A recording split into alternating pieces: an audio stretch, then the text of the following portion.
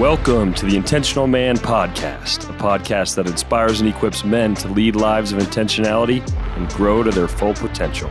I'm your host, Jonathan McGinley, men's life coach and health coach.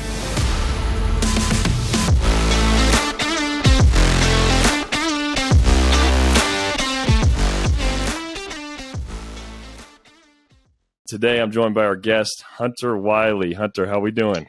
Man, I'm grateful to be on here. I'm a big Jonathan McGinley fan, so just pumped to be here. Thanks for having me, man.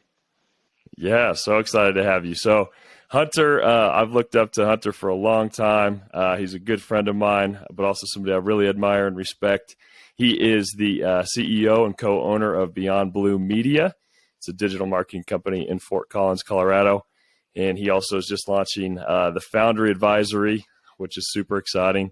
And he's a amazing dad, husband, and Hunter. Man, when I think of men who live with intentionality, I thought of you right away, because obviously the intentionality it takes to grow businesses like you've done, but also just the man that you are, just being able to be your good friend and also just watching you from afar. You're an amazing husband. You're a great dad. You serve your community. You're a great friend. I appreciate everything you've done in my life and in so many other people's lives, and just somebody I really look up to and respect. So you are the perfect person to have on this show to talk about intentionality. So thanks for the way you live your life, I better man. say some good stuff on this podcast with you hyping me up like this. So no, it's all true. It's all true.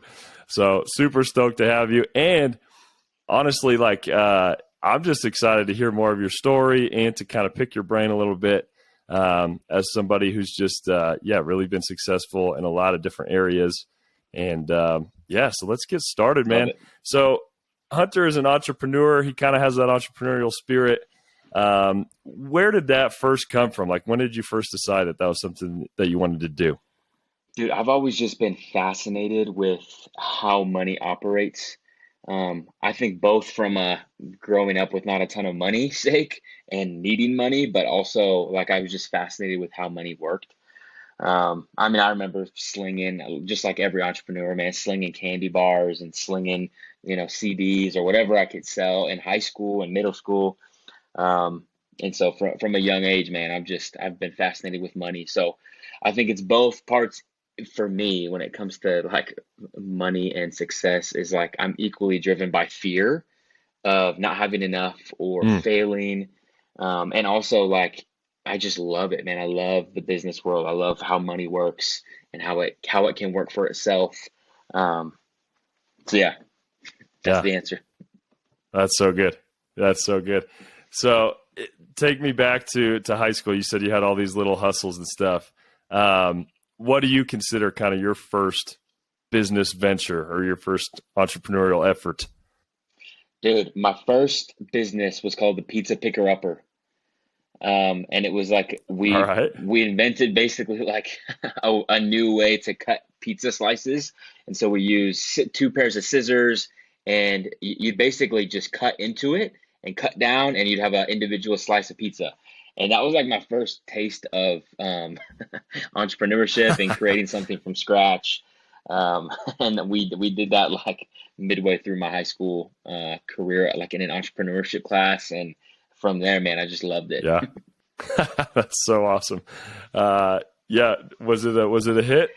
Big failure, dude. We had 2 sales, so not great. The Pizza Picker Upper. Is it time to bring that back? I don't think the world was ready for it, but it might be soon. If Beyond Blue doesn't work for me, I'll go fire that back up. That's so funny. It kind of, when you were talking about your first ventures, you mentioned kind of being driven by, and you said fear of failure. I'm curious of what were some of the fears that you faced kind of starting up some of your businesses? Oh man, I remember I had my first employee. I didn't have enough money to pay payroll in our first year. I remember a specific time where I was we just don't have enough money in the bank to pay payroll. And I had to pull from my own account, my personal account, to pay payroll. And dude, it's just moments like that start to form an entrepreneur. And show, if you're real or not. Because most people would quit Yeah. when they're like, dude, we just ran out of money. There's no other option. But the entrepreneur is like, screw it. There is an option and I'm going to find a way and make it happen. Um, and so, yeah, man, I mean, even from a young age, a lot of time I lived in a divorced home and my mom worked like 4 or 5 jobs all the time. So seeing her just hustle Mm. and grind. And I mean, she wasn't home a ton, but she just was like working her butt off, man, waking up at 2 a.m. to throw paper, newspaper at people's doors. And I would go with her with donuts. And I mean, I think those type of experiences formed me. Wow. Yeah. Yeah. That's powerful for sure.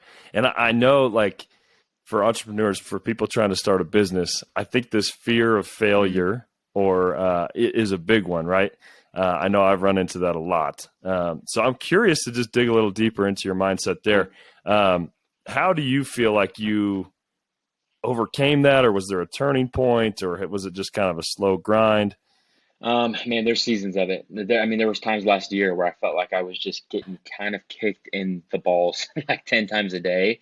And like it was Yeah. hard for me to get back up, man, with business. And so um, I think there are times when it's easier and times when it's not easy, but I don't feel like I've mastered this by any means. I don't think I ever will.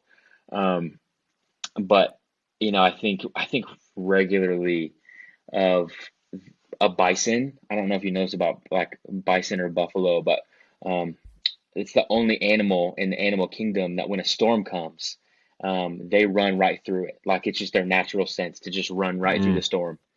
And man, I want to be a man that's like that, that when a storm comes, dude, I see yeah. it and I'm just like bulldozing through it versus all the other animals will run through it, excuse me, run away.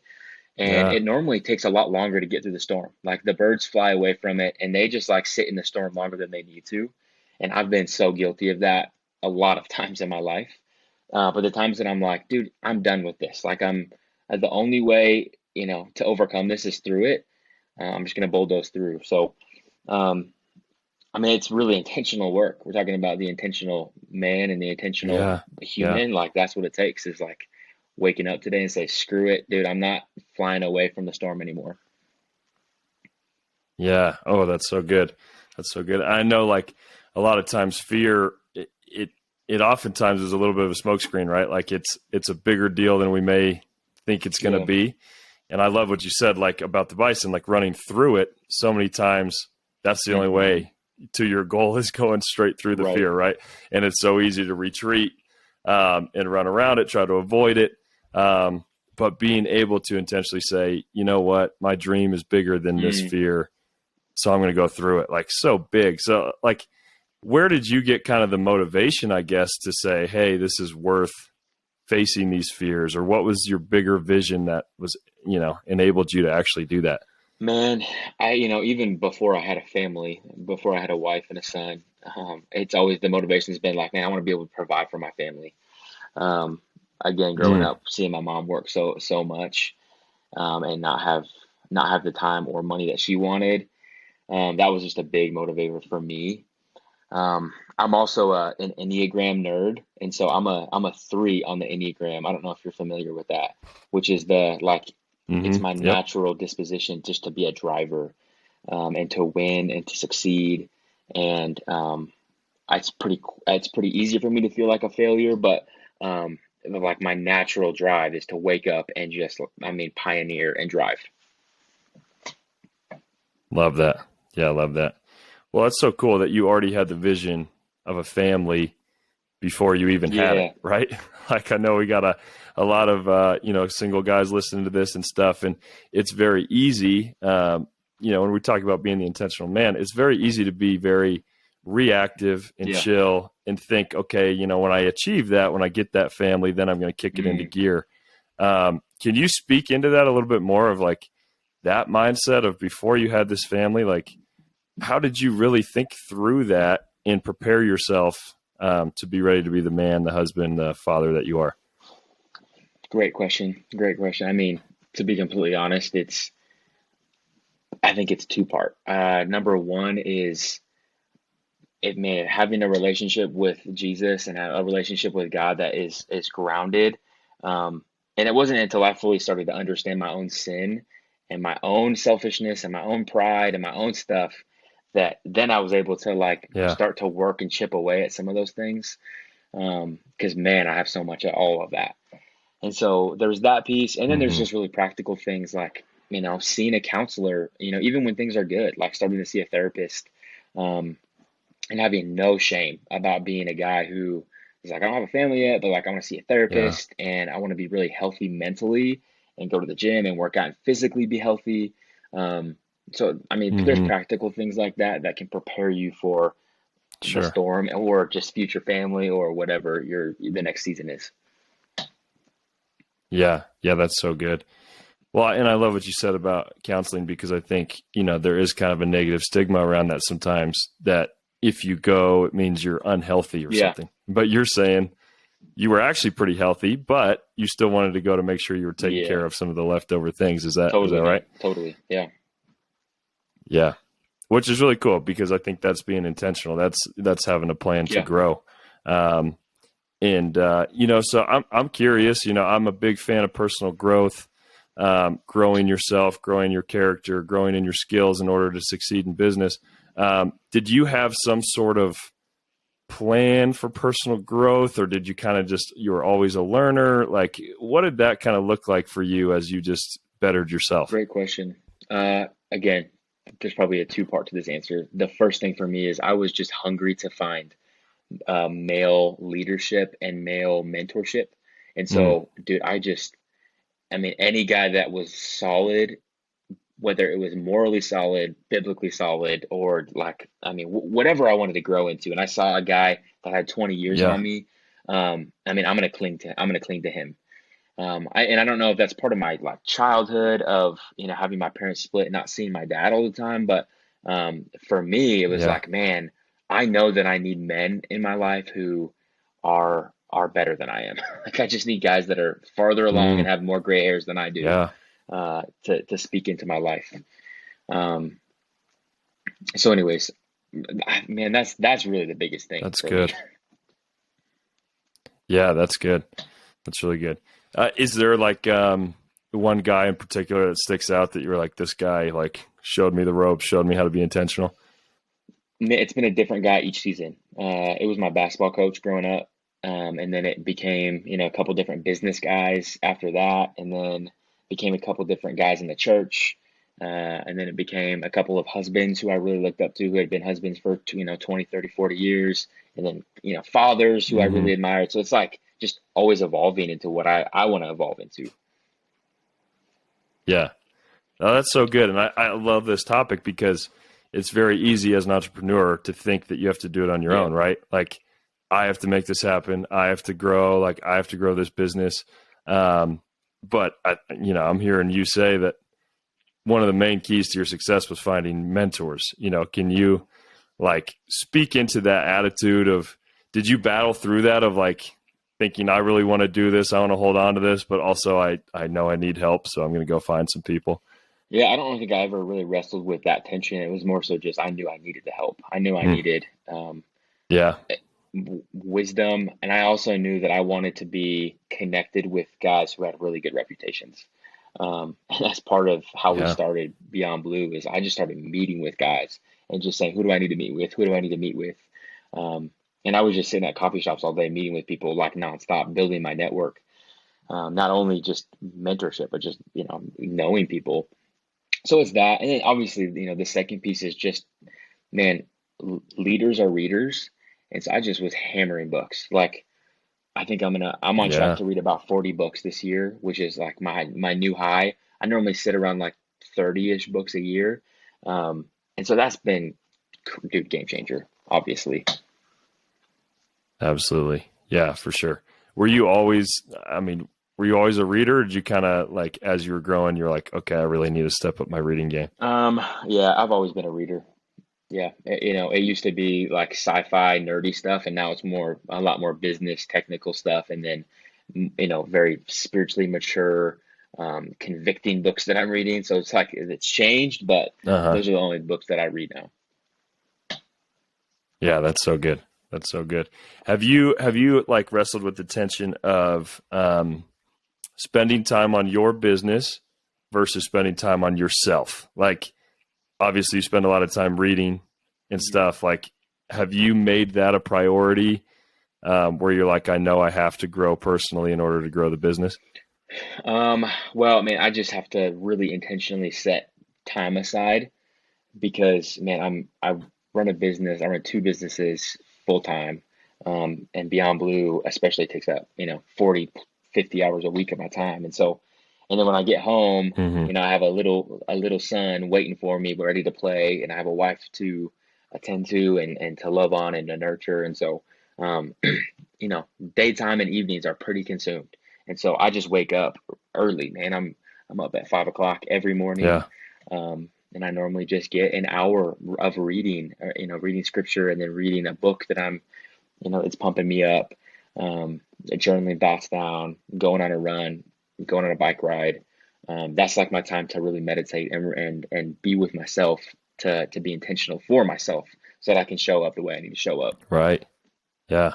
Well, and I think it's so easy sometimes when you get going in the grind, as you get busier and busier and busier, you actually start to forsake those things Yeah. that you just mentioned, right? It's like, shoot, I got to get up and get Yeah. going. Have you ever experienced kind of the opposite of that, where you weren't in those healthy habits and maybe experienced some burnout or anything along those lines?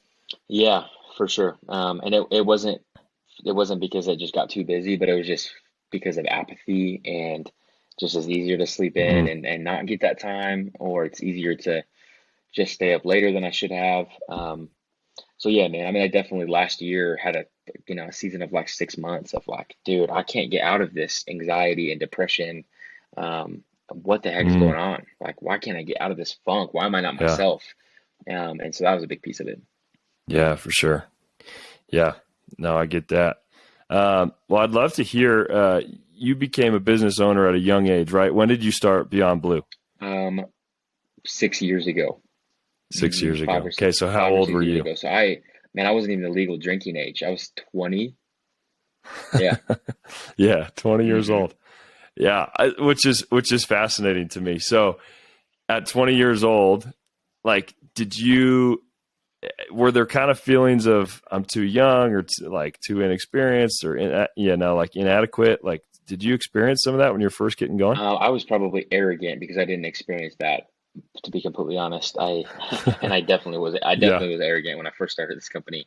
Um, but I I think the thing that I remember the most is just me showing up and trying to do everything I could to not uh, act like a 20-year-old. And so I've been an old soul for my whole Yeah. life, but I especially turned that knob up once I started to have employees and clients who look to me as either employer or servicing them as a client. hmm Yeah. Yeah. Did you have people from the outside kind of giving their 2 cents of saying you were too young to do Oh, something for like that? sure, man. I'm sure I lost some business because of it, but ultimately, like, dude, who cares? I don't, like the Yeah. business was working, and it didn't matter to me. Um, but I definitely was aware of it, of course. Yeah. So how did you fight those outside thoughts or things coming in and keep that belief in yourself? Dude, I probably just had to fake it until I made it, which, I don't know if that's really good advice or Yeah. not. I think that's kind of garbage advice, but uh, I I definitely, as a 3 on the Enneagram, I'm pretty good about camouflaging into being who I need to be in any given moment, which Yeah. comes with a lot of cons. Because at times I'm like, wait, like I've switched who I am so many times, I can be who I need to be. Like, who actually am I? I frequently have those like moments of Sure. like, dude, I can be whoever I need to be. Um, but there's obviously pros of that because I can act like a 50-year-old man and talk with other 50-year-old guys who are clients, and it's no big deal. Yeah. Yeah. I love that. I mean, I just got a comment the other day. I was telling a guy, I was like, he was asking me what I do, and I was like, I'm a men's life coach, and he goes, aren't you a little too young for that? And I was like, no, man. Like, but then I went away, and in my head, I was kind of like, it's that lie that comes in that's a little bit like, man, are you underqualified? Are you too young? Mm, And I really had to take some time to make sure that deflect it off. Or I was like, Yeah. no, like I have a passion for this. I'm gifted to do this. Right. I believe that, it doesn't matter what Yeah. age you are. So I had to have kind of those moments of kind of reconnecting to that Yeah. belief in myself. I mean, where did you find the confidence to launch a business at 20? Man, I don't know. I don't know where the confidence came from, to be completely honest. Um, I just know that I had put in the work and that I was the hardest Yeah. worker in the room. I mean, that's really where it boiled down to and why I had confidence probably. But I mean, I remember, I played college basketball and dude, I'm like a 5'9" white guy, who's like semi-athletic, Yeah. like not really though. And like the only Yeah. reason that I was able to play college ball and get a scholarship was because I was just the hardest worker. Like I was scrappy. I'm diving on the floor Right. for loose balls. Like you're gonna catch me in the gym before everybody else. I'm gonna be the last guy to leave. Mm-hmm. And obviously that translates to business. And there's guys that have higher business acumen than I do. They're better leaders than I am, but like ultimately I'm just gonna outwork them, or at least do my best to. So it's definitely not because I'm smart or really good at this Yeah. stuff. That's for sure. Yeah. Oh, that's so good. And I feel the same playing college Yeah, basketball. It's the same for me, yeah, man. We're out here trying to do what we can with what we yep. got. But I'd love to peel back the layers on that a little bit. So what is the motivator for you, whether it's sports, business, or your family or whatever, to make sure that you're being the best that you can be? Like, what's that intrinsic motivation for Yeah, you? yeah, man. It's interesting because I paid a counselor to help me do a life plan recently, and it was like a 2-day intensive, and we sat down and looked at my life. And the big question is like, why did God put me on this earth? Like, what am I Mm, here to do? And it's actually up on this board. I have like all in my home office. I have this like postered everywhere. But it's 4 things of here's why God put me on this earth, and it's to launch leaders, pioneer opportunities, deeply connect with people, and live a life surrendered to Jesus. Like those are the 4 things mm, of why I'm here, what motivates me, what fills me up. And if an opportunity comes my way and it doesn't hit all 4 of those things, it's just a no for me. Like I can't do it. But if an yeah, opportunity comes my way and it checks all of those boxes, cool, I'm all in. But I mean, yeah, that's really the motivator. that's awesome. And the thing that's like, man, if I Yeah, can do all those things, I'm living my best life. yeah, that's so good. Yeah, well, I'd love to hear a little bit more about each of those and how you kind of landed on them. I know one thing that for us men, sometimes it's so hard to find that purpose, and we want to be Yeah, validated, and we want to have something that we're building and striving yeah, for. But it's so easy to run into men a lot of times, and I've been in this place where you feel like you don't have a mm, purpose, or you feel like, man, I'm just kind of coasting through this life and don't feel like I fit in or I have this mission. So I love this because I came up with my personal mission statement a couple of years ago, and it's been just the guiding light for me. So I think it's so powerful. So I'd love to hear a little bit about each of those 4. So I think you said launching leaders was your hmm first, hmm right? Yeah. Can you tell me a little bit about just what that means to you and how you landed on that? Yeah, man. It's always whether it's basketball or business or ministry, seeing and spotting out different leaders and calling them out and then raising them up. For whatever reason, has just brought so much joy into my life, and so um, I think that can happen in lots of different spheres. Again, whether it's ministry or business, but Mm-hmm. uh, that has just been the thing that, like, when I do that, I just feel God's delight on my life. Um, and then with the pioneer opportunities, man, I love running Beyond Blue. I get a lot of life from it, but I definitely had the most joy when I was pioneering this thing from the ground up. I mean, it's pretty established now. It doesn't necessarily need me as much, but before it was like all me, and I loved pioneering like exactly what we were gonna do and the vision and how we were gonna be different and like all that stuff pumped me up. And I feel that way, Yeah. building this business, called the Foundry Advisory, which has just been a blast, man. So much, I've had so much life from launching this thing and pioneering something new here in Northern Colorado of business owners getting together, and then Mm. deeply connecting with people is obviously as we looked at my life up on a board, we saw like, man, all of the times that I was, living in the lane that God had for me were the times that I was deeply connected with people. It was the times that I was Yeah. either deeply pouring into people or they were deeply pouring into me. Um, and so when I saw those pillars of like, man, these are highs throughout my life, and those are all times that I was deeply connected to people. And then lastly, man, just living a life surrendered to Jesus. Yeah, man. I mean, I gave my life to Jesus a while ago, and probably 10 years ago, and ever since he's been Lord. And like that has been the guiding light of where I've been headed. So, anyways, as I look and make decisions, again, I really look through those four lenses to make sure it's a good one. Yeah.